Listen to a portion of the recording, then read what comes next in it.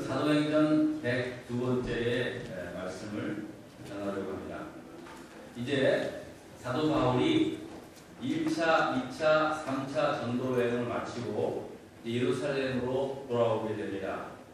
그리고 예루살렘에 돌아온 사도 바울을 예루살렘 교회 지도부들로부터 아주 뜨거운 환영을 받게 됩니다.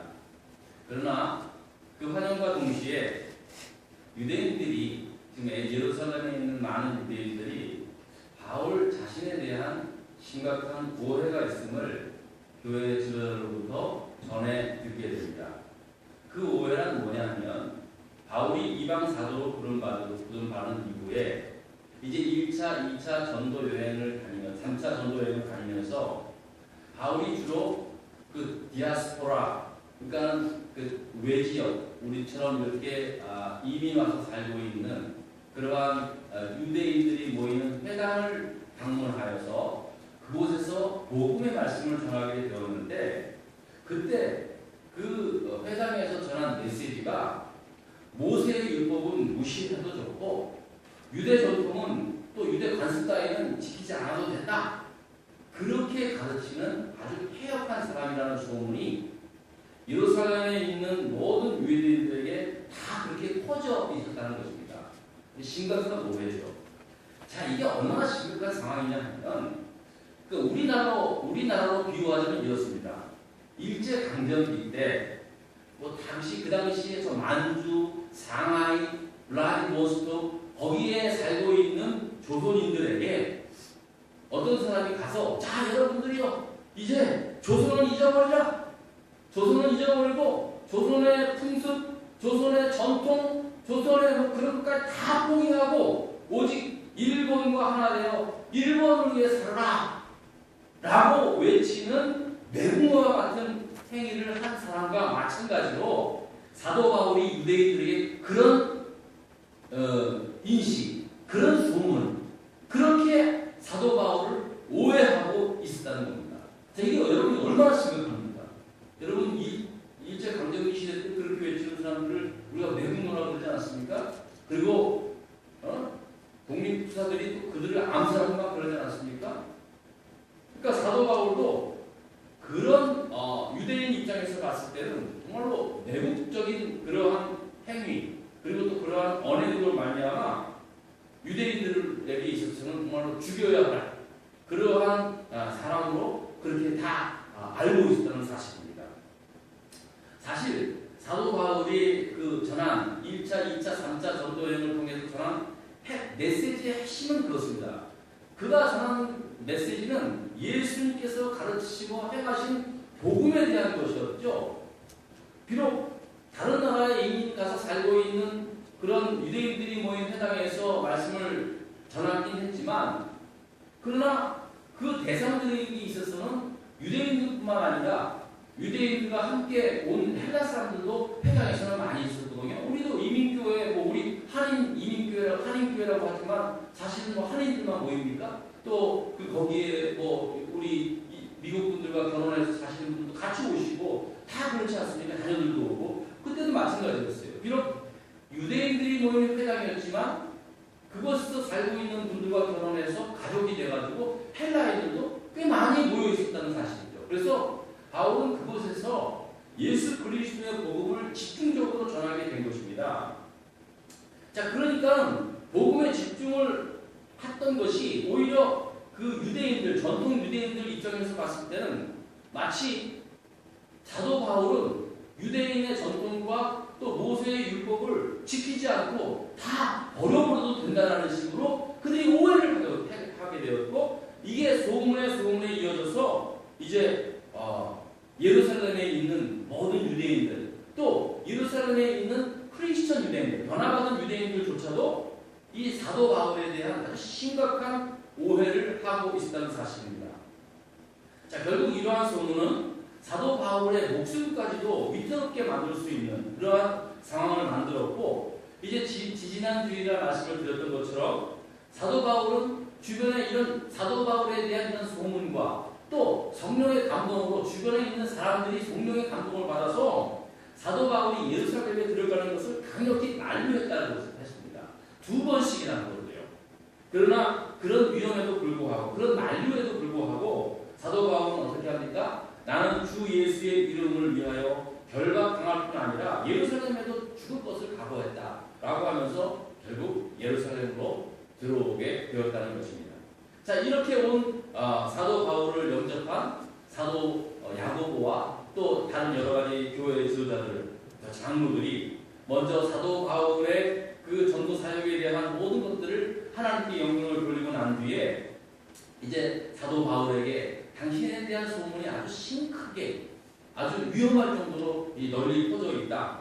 그런데 그러니까는 이 오해를 바로잡기 위해서 사도 바울 스스로가 내가 모세의 율법을 버린 것이 아니라 유대의 전통과 관습을 무시한 것이 아니라 나는 유대인으로서 난 나라를 지키고 있다는 사실을 사람들에게 보여주도록 그렇게 권면을 합니다. 그래서 사도 바울도 율법에 가르친 대로 초대교회 지도자들의 그 권면의 말을 아주 100% 억셉트하고 그렇구나. 그러면서 유대 율법에 가르친 대로 예루살렘 성전에 들어가기에 앞서서 일주일 동안 그가 지켜야 할 결례를 행하도록 하도록 주위에 있는 유대 사람들이 저 바울이라는 사람이 뭐 율법을 버린 줄만 알았는데 유대인들의 관습과 전통을 버린 줄만 알았는데 제대로 하고 있구나라는 것을 보여주도록 오해를 좀 이렇게 바로잡도록 그렇게 했다는 것입니다. 바울로서는 당시 그러한 상황에 대해서 대처하는 아주 지혜로운 결정이었다고 생각해서 교회 지도자들의 모든 가르침대로 순종을 했다라고 그렇게 말씀을 드렸습니다. 여러분, 제가 이 말씀을 들으면서 우리가 신앙생활하면서도 그렇고 교회에 대해서 세상 사람들이 가지고 있는 오해들이 있습니다. 제가 뭐라고 말씀드려요? 그 여러 가지 오해 가운데 가장 대표적인 것이 저 교회 다니는 사람들은 조상들에 대해서 제사를 안 지낸다. 그런 오해들을 좀 많이 하고 있습니다. 그래서 어떤 사람은 심지어 교회는 가고 싶은데 교회는 제사를 지내러 말라고 하니까는 교회 안 간다. 교회 가고 싶은 생각이 없다. 그렇게 얘기하는 사람도 사실 제가 여러 번 봤습니다. 그래서 제사 문제로 인하여 신앙적인 고민을 하는 사람도 많이 있습니다. 여기에 대해서 참 많은 오해입니다. 여러분, 기독교가 가르치는 것은, 복음이 가르치는 것은 조상들에 대해서 우리가 그 조상신, 그러니까 귀신을 섬기는 것에 대해서 금하고 있는 것이지 그분들의 기일을 기억하고, 여러분 제사 문화가 얼마나 좋습니까? 우리 돌아가신 부모님들을 기억하면서 그날에 함께 모여서 온 가족들이 모여서 돌아가신 부모님들을 기억하고 그 기리고 또 음식을 함께 나누면서 가족의 끈끈한 연을 이어가고 얼마나 좋은 그런 문화입니까? 교회가 이런 것까지 하지 말라고 그랬습니까? 아니었고요. 그래서 교회는 추모 예배로 되잖아요. 그래서 제가 지난 시간에도 말씀을 드렸지만 교인들은 사실 오히려 기독교인들은 오히려 더 우리 부모님들의 돌아가신 기일을 더 기억하고 더 잘 모여서 우리 돌아가신 부모님들이 평소에 자녀들을 위해서 하셨던 말씀이라든지 또 부모님들이 좋아했던 음식을 함께 나누면서 우리 자녀들에게 알려주고 그렇게 해서 추모 예배드리고 오히려 더 이렇게 해야 된다는 거죠. 그리고 또 적극적으로 아니다, 우리 교회는 더 오히려 더 부모를 공경하라고 하는 말씀처럼 더 적극적으로 이 일을 하고 있다는 것을 좀 보여줄 필요가 있다는 거예요. 근데 어떤 분들은 제가 봐도 열심히 예수 믿는 거 좋지만 자기는 예수 믿어서 제사 지낼 때 가지도 않고 너무 그렇게 하는 사람도 있어요. 아니, 절대 그렇지 않아요.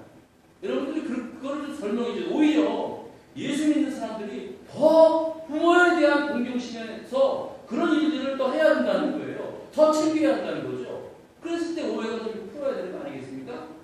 제가 이제 2번째 언급하고 있는데 여러분들 앞으로 그렇게 하십시오. 여러분, 예수를 믿는 이유로 그런 식으로 막 칸으로 판단해서는 아닌 거예요. 좋은 전통을 받아들여야죠. 그러나 그 전통 속에서 가미되어 있는 신앙에 반대되는, 신앙에 부합되는 것에는 우리가 다 잘 가르치고 또 잘 이렇게 설명해 줄 필요가 있다는 거죠. 그래서 기독교에 대한 오해, 교회에 대한 오해들에 있어서도 이렇게 사도 바울이 그것이 아니라고 이렇게 잘 보여줬던 것처럼 우리도 그런 필요가 있다. 그런 오해를 가지고 있는 사람들에 대해서 적극적으로 좀 해결해야 해줄 그런 의무가 있다는 사실을 자, 사도 바울도 마찬가지예요. 자기에 대한 소문이 그렇게 안 좋은 것에 대해서 분명히 잘못이라는 것을 사도 바울도 알고 있었습니다. 그래서 그는 누구보다도 더 적극적으로 유대인들이 이제 성전에 들어가기에 앞서서 이제 결례 그러니까 일주일 동안 이렇게 이렇게 정결하는 예식도 있고 그런 결례 의식이 있습니다. 그런 의식을 지켰다는 거예요. 내가 절대로 그런 것이 버리지 않다는 것을 스스로가 이렇게 보여줬다는 거죠. 우리 기독교인들도 그러한 지혜로운 게 필요한 거예요. 예수 믿는다고 해서 교회 다닌다고 해서 무슨 다 안 하고 다 버리고 그런 식으로 생각하는 것은 굉장히 안 좋은 것이다라고 그렇게 우리가 지난 말씀을 통해서 교훈을 얻게 되었습니다. 자, 그런데 여러분들이 오늘 읽은 본문 말씀을 계속 이어서 보니까 자, 이제 바울이 그렇게 결례를 다 마칠 무렵에 아시아 지역에 살고 있었던, 그러니까 지금의 터키 지역을 말합니다. 거기서 이제 지내고 있는 유대인들이, 그러니까 에베소나 갈라디아 그 지역에 이민 가서 살고 있는 유대인들이 예루살렘 성전으로 이제 순례자 방문을 하게 되는데, 아무리 여러분 외국으로 디아스포라가 되어 살고 있어도 유대인 남자는요 1년에 3번은 꼭 반드시 예루살렘 성전에 가서 하나님께 제사 드려야 하는 전통이 있었거든요. 그래서 그렇게 순례자에게 그렇게 온 사람이 성전 앞에서 결례를 행하고 있는 바울을 발견하게 된 것입니다. 자, 그는 사도 바울을 딱 발견하자마자 저 사람이 우리 유대 백성을 어지럽힌 사람인 걸 알고 있어서 예루살렘에 모여있는 유대인들에게 외칩니다. 자, 우리 28절과 29절의 말씀인데요. 우리 성경을 펴신 분만 한번 다 같이 읽도록 하겠습니다. 우리 다 같이 28절, 29절의 말씀입니다. 시작! 이는 외치되 이스라엘 사람들아 도우라! 이 사람은 각처에서 우리 백성과 율법과 이것을 비방하여 모든 사람을 가르치는 그 자인데 또 헬라인을 데리고 성전에 들어가서 이 거룩한 것을 더럽혔다 하니 이는 그들이 전에 에베소 사람 드로비모가 바울과 함께 시내에 있음을 보고 바울이 그를 성전에 데리고 들어가는 줄로 생각하였다 라고 그렇게 말씀하고 있습니다. 그러니까 바울을 보자마자 크게 외친 거예요. 사람들이여 들으라. 저 사람이 바로 각처에서 우리 백성과 율법을 비방하고 버리라고 한 사람이다 라고 그렇게 충동을 하게 됩니다. 자, 사람들이 그렇게 외치고 막 충동을 하니까 이 말을 전해 들은 유대인들이 금방 어떻게 됩니까? 성난 군중으로 변하게 됩니다. 그리고 당장에 사도 바울을 잡아다가 성전 밖으로 끌고 가서 바울을 때리고 돌로 쳐 죽이려고 사람들이 너무 방문하는 것입니다. 당장이라도 죽여버릴 그러한 기세로 지금 이렇게 막 모이고 있습니다. 여러분, 이 성난 군중을 돌변하는 것, 사람들이 성난 군중으로 돌변하는 것 금방. 여기 말씀을 보니까 에베소 사람 드로비모가 이 사람이 이방인이었나 봐요. 근데 바울과 함께 시내에 있는 것을 보고 마치 이방인을 아무 허락 없이 예루살렘 성전에 데리고 들어가는 것들이 착각을 했다는 거죠. 오해를 한 거죠. 그냥 바울과 그 이방인이 같이 있는 것만 보고 저 바울이 우리 율법을 어기고 저 사람을 갖다가 예루살렘 성전에 들어간구나. 그렇게 착각을 하고 당장에 그 충동하는 말에 합세해가지고 도리어 완전히 무서운 성난 군중으로 그렇게 변해버리고 만 것입니다. 여러분, 사람들 각각 개인과 인격은 너무 소중합니다. 인권도 너무나 소중합니다만 이 개개인의 사람들이 군중으로 모일 때는요 이게 완전히 달라지는 거예요. 집단 이기주의로 변하기 때문에 개인의 인격이나 인권 같은 거는 완전히 무시되는 경우가 한두 번은 비일비재하지 않아요. 이건 무서운 겁니다. 그래서 대중을 움직이는 사람들은 특히 조심해야 합니다. 목회자부터 시작해서 대중을 움직이는 사람들의 그 언행은 하나도 중요합니다.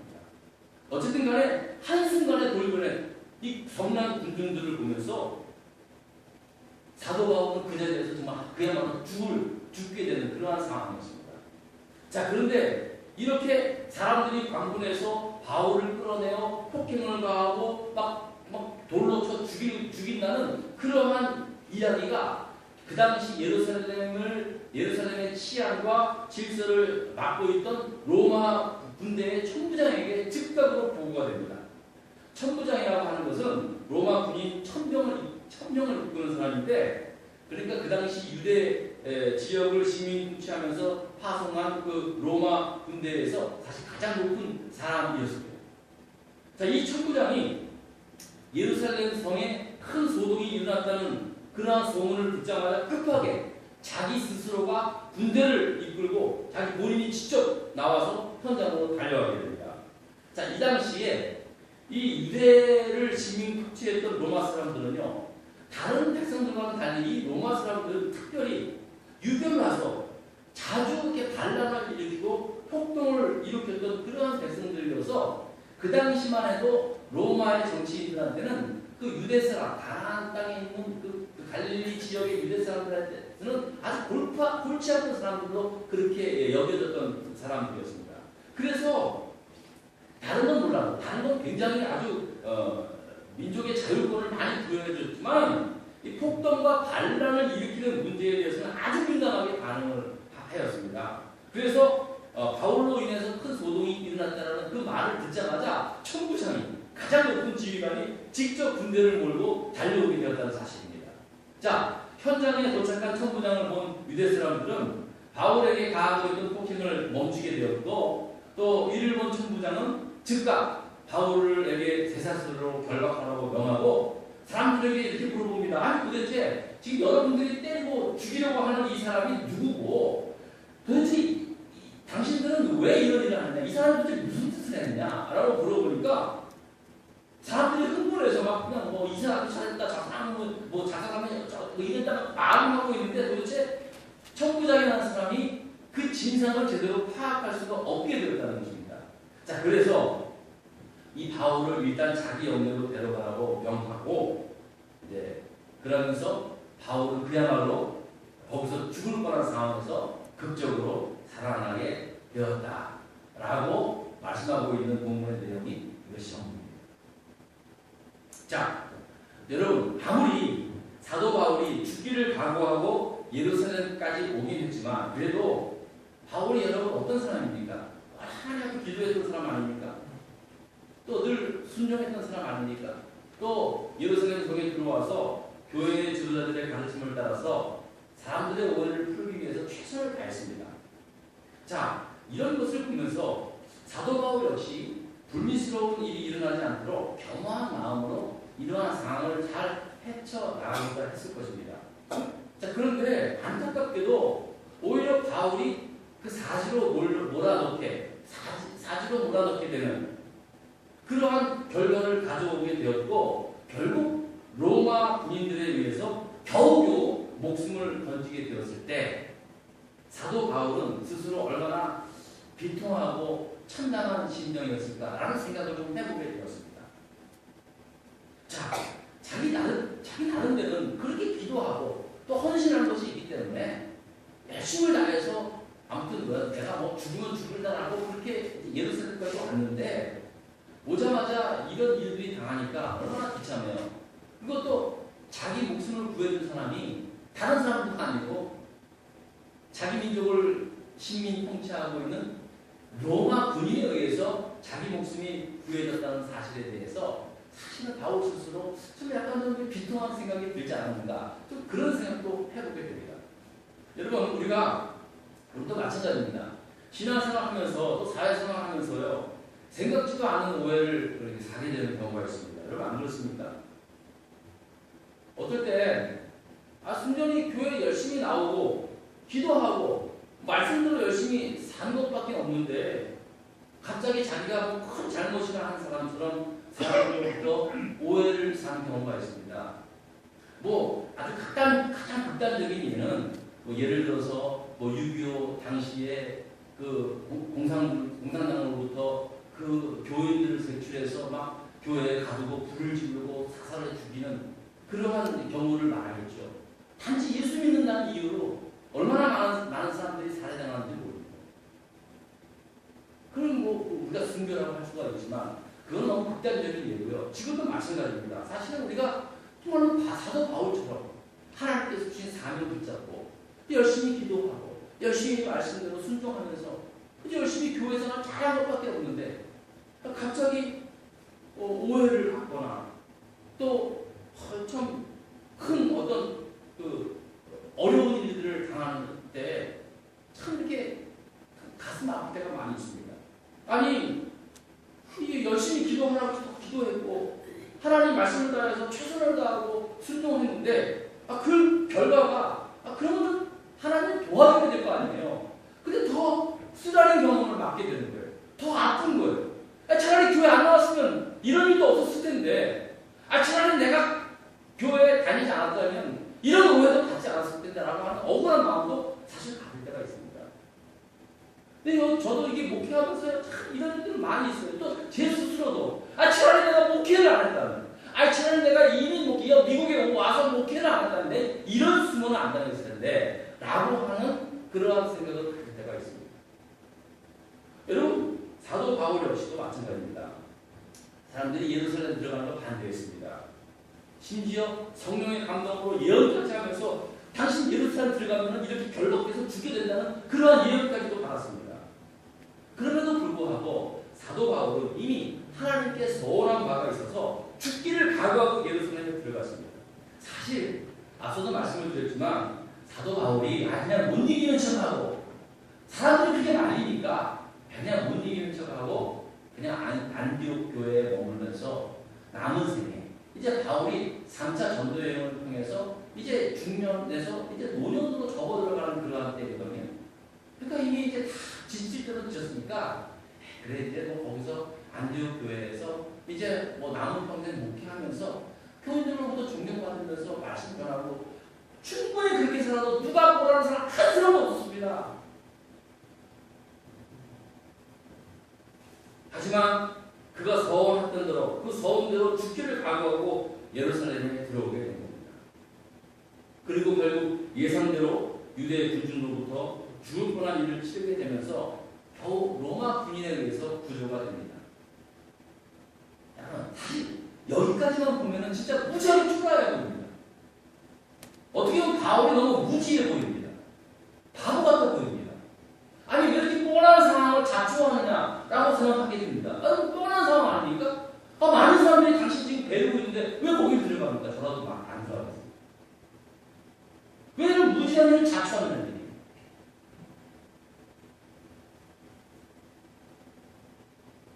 하지만 오늘 이 바울에게 일어났던 이 사건으로 인해서 어떤 결과가 나타납니까?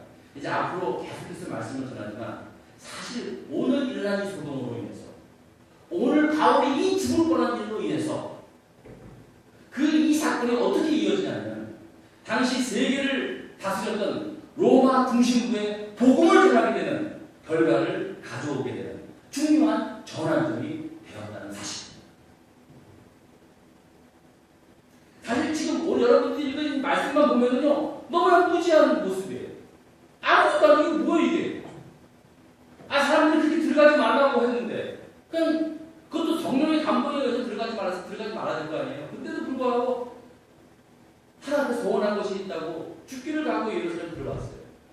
그러면 좀 하나님께서도 그렇게 좀 순종하면서 그렇게 좀 헌신하는 바울을 위해서 좀 하나님께서도 뭔가 좀 이렇게 좀 기적을 좀 베풀어 줘야 되는 거 아니겠습니까? 아니면 사람들의 마음을 좀 움직여 주셔서 그들이 가지고 있는 좀 오해를 풀어줘야 되는 거 아니겠습니까? 옛날 빌립보 때 그랬잖아요. 감옥에 갇혔을 때 기도하고 찬송했을 때 밤중에 지진이 일어나서 옥문이 터지고 수갑이 풀어지고 그런 요소도 있었잖아요. 그러면 이번에도 그렇게 애쓰고 힘겹게 예루살렘까지 왔는데 당장의 죽음의 상황에 처했을 때 뭔가 하나님이 좀 이렇게 뭔가 기적이 좀 나타나야 되는 거 아니겠습니까? 진짜 창피하게 로마 군인에 의해서 그 대사도 바울이 목숨을 구조받게 되는 거예요. 요 말씀만 보면 참 초라해 보여요. 참 무지해 보여요. 이게 뭐야 이거? 하나님 믿는 게 고작 요것밖에 안 돼? 하나님 말씀에 순종하고 지금까지 왔는데 그저 이것밖에 안 돼? 로마 사람이 구해줘? 이거 웃기는 하나님이네.